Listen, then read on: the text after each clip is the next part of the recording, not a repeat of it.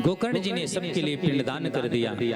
माता के लिए पिंडदान किया, पिता के लिए पिंडदान किया और अपने भाई के लिए भी पिंडदान कर दिया। गया में पिंडदान करने के बाद अपने घर आते हैं। घर में रात्रि को शयन करते हैं और जैसे ही रात्रि मध्य रात्रि हुई उसी समय उनके कानों में आवाज पड़ा, सियार की आवाज बढ़े, उल्लू के आवाज सुनाई पड़ा, सिंह के आवाज, इसी प्रकार से आवाज उनके कानों में पड़ी। गोकर्ण जी उठकर बैठ गए। गोकर्ण जी ने सोचा ये कैसी आवाज है, क्योंकि वो प्रेत था, वायु रूप में था, उसको बोलने की शक्ति नहीं थी। तो गोकर्ण जी ने जल लिया हाथ में और जल का छींटा मारा, तो वो जो अलग अलग तरीके से आवाज निकाल रहा था, कभी भेड़ का, कभी सियार का, कभी उल्लू का, तो वो उसमें बोलने की शक्ति प्राप्त हो गई। गोकर्ण जी ने पूछा आप कौन हो? तो उस प्रेत ने कहा कि मैं धुंधकारी हूं, आपका भाई।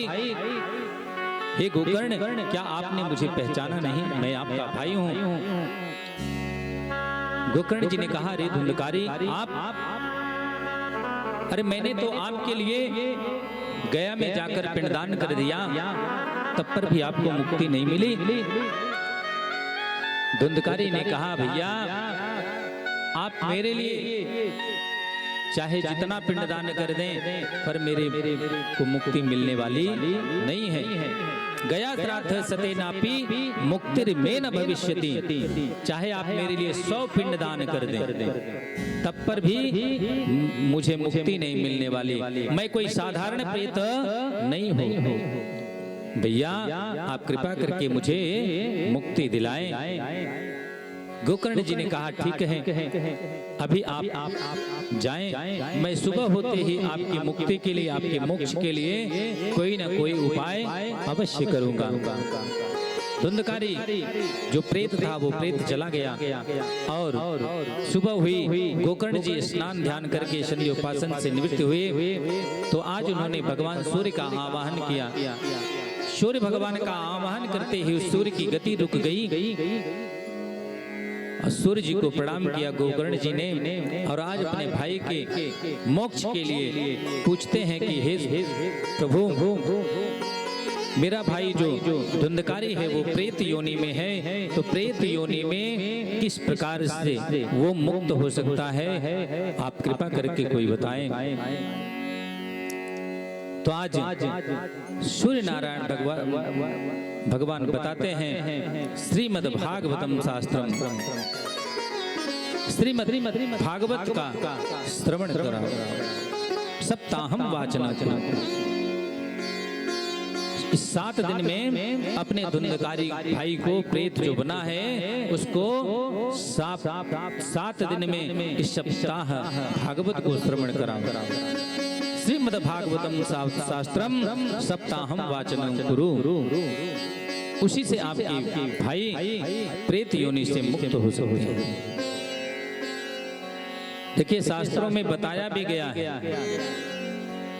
कितने लोग गया जाते हैं और गया जाने के बाद, गया से आने के बाद कुछ लोगों ने भागवत नहीं कराते हैं। कुछ लोग वो लोग रामायण करा लेते हैं, कीर्तन करा लेते हैं और गया का भात कर देते हैं। तो वो लोग सोचते हैं कि हमारा गया हो गया। वो गया पूर्ण नहीं होता कब तक? जब तक श्रीमद् भागवत की कथा नहीं होती। चाहे जाने से पहले और चाहे आने के बाद, किसी भी समय श्रीमद् भागवत की कथा जरूरी है। सिर्फ यही एक शास्त्र है श्रीमद् भागवत शास्त्र जो प्रेत पीड़ा से मुक्त करा सकता है, और कोई शास्त्र नहीं। तो ऐसा नहीं करना चाहिए।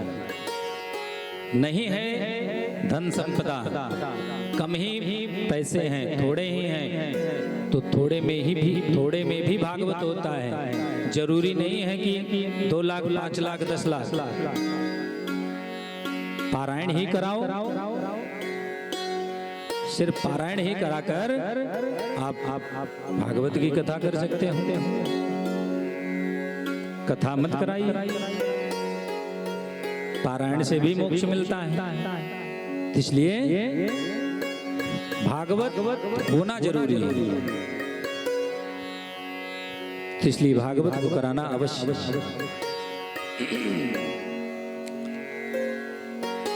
जब सूर्य भगवान ने बताया गोकर्ण जी को, गोकर्ण जी ने सूर्य भगवान को प्रणाम किया और उन्होंने सप्ताह का कार्यक्रम बनाया। 7 दिनों में उन्होंने श्रीमद् भागवत की कथा को श्रवण किया। कहते हैं जैसे ही आवाहन किया तो वो धुंधकारी जो था, जो प्रेत योनि में था, वायु के रूप में, हवा के रूप में आकर वही मंडप बना था। मंडप में एक बांस लगाया हुआ था 7 गांठ का, और उसी में जाकर विराजमान हो जाता है और 7 दिनों तक कथा को श्रवण करता है। 7वें दिन जब कथा संपन्न हुई तो धुंधकारी को लेने के लिए विमान आया। धुंधकारी उस विमान में बैठा और विमान में बैठकर धुंधकारी जाने लगा। तो धुंधकारी के साथ में और लोग भी बैठकर कथा को श्रवण कर रहे थे। उन लोगों ने हाथ जोड़कर कहा गोकर्ण जी से कि हे गोकर्ण जी, आप ये बताएं। धुंधकारी ने भी कथा को श्रवण किया और उनके साथ साथ हम लोगों ने भी इस कथा को श्रवण किया। तो सिर्फ धुंधकारी के लिए ही विमान क्यों आया, हमारे लिए विमान क्यों नहीं आया? गोकर्ण जी कहते हैं कि धुंधकारी ने जिस प्रकार से कथा को श्रवण किया, वो जिस दिन जिस कथा को श्रवण करता था, जाता था, उसका मनन करता था, चिंतन करता था, और इसी प्रकार से वो 7 दिन किया। और आप लोग तो बस कथा श्रवण किए, प्रसाद मिला, और प्रसाद मिलने के बाद जैसे ही कथा पांडाल को छोड़ा तो वो कथा भूल गए आप लोग। तब कथा आपको याद ही नहीं, तो आप लोगों को व्यथा याद आ जाती है। तो जब अपनी व्यथाओं में आप लोग पड़ गए तो आप लोगों के लिए विमान क्यों आएगा? हाँ, यदि आप लोग चाहें तो मैं आप लोगों के लिए भी विमान मंगा सकता हूँ, पर आप लोगों को धुंधकारी के जैसा कथा श्रवण करना पड़ेगा।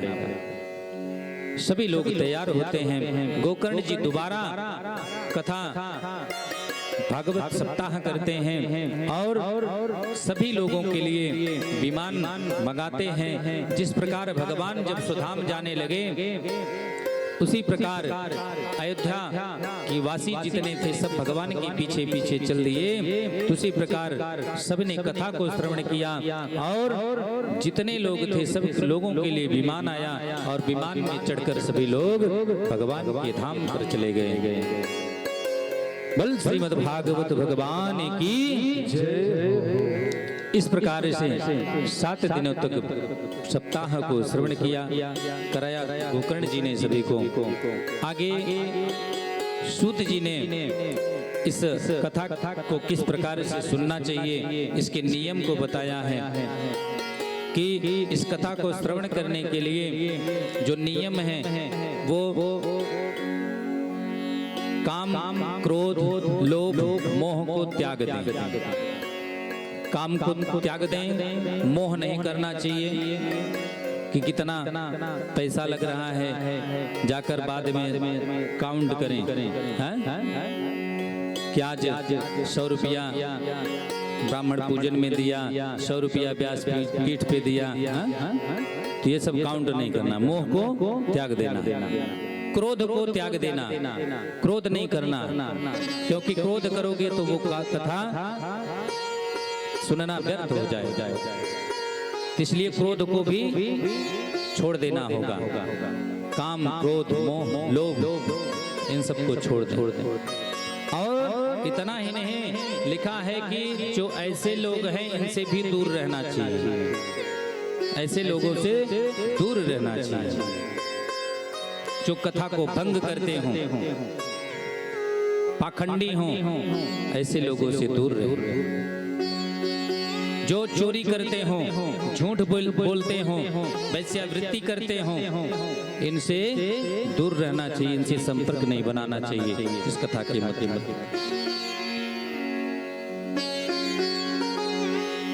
और क्या खाकर रहना चाहिए? घृतम पानम पयः पानम कथा श्रवण कारकम नोपवासो वरः प्रोक्त कथा श्रवण कारकम। इस कथा को श्रवण करने का विधान बताया कि हो सके तो आप घी का पान करके इस कथा को श्रवण करें। घी पान करके नहीं रह सकते हैं तो आप पयः पान, दूध का पान करके इस कथा को श्रवण करें। इससे भी नहीं रहा जाता तो व्रत रहे, फलाहारे, फल को खाकर आप व्रत रह सकते हैं। नहीं भी रह सकते हैं तो भोजनम तु वरम ब्रह्मे कथा श्रवण कारकम।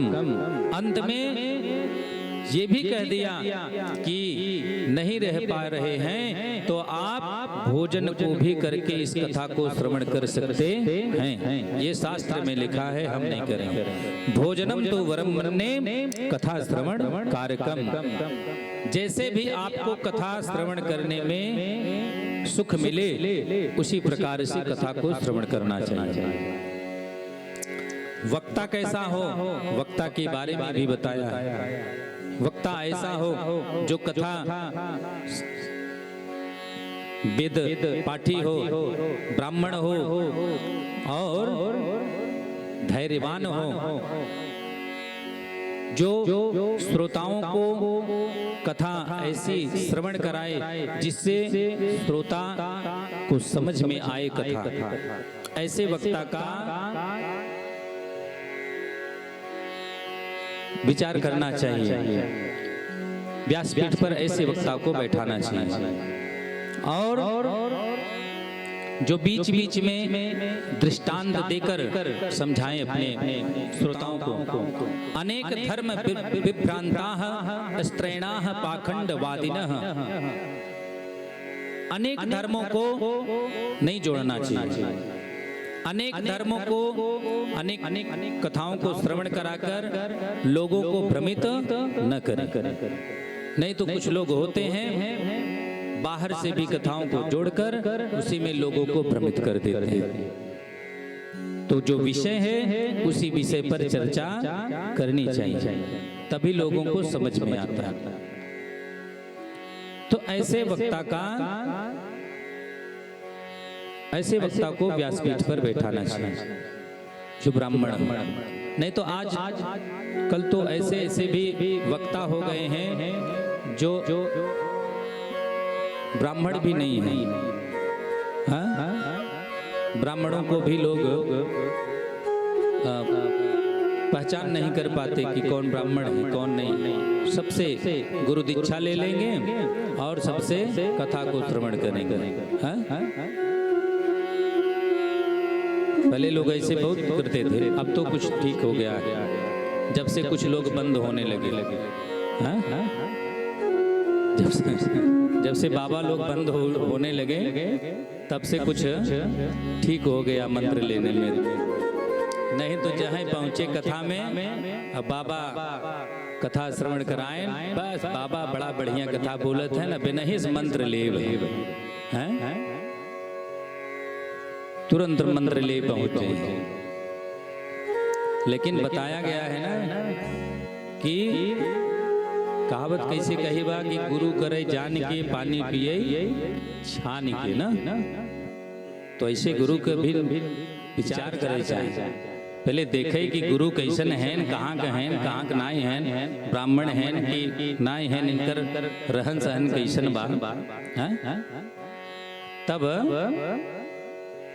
गुरु बनवे चाहिए।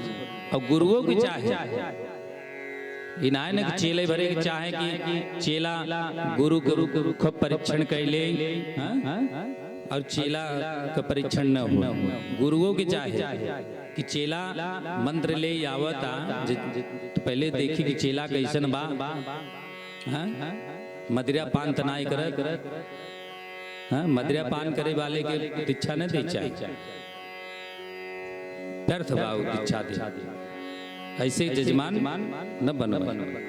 लेकिन सब ढेर के चेला हो जाए, आजकल का गुरु यही करत है ना कि खूब मजे के चेला मिल जाए, चेला मिल जाए, जितने चेला हुए हैं उतने दक्षिणा मिले बढ़े,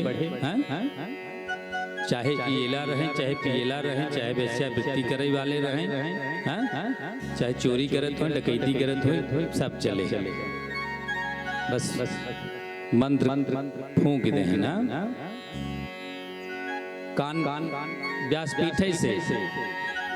व्यासपीठे से मंत्र फूंक दे हैं कि यही मंत्र जपत सब चेला बन गया। तो ऐसे नहीं, सबका परीक्षण करना चाहिए।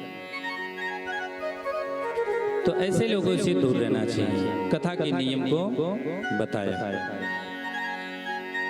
बल वृंदावन बिहारी लाल की जय हो।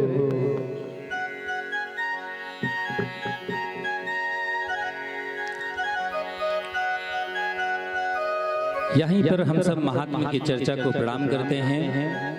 हम सब भागवत में प्रवेश करते हैं। भागवत के प्रथम अध्याय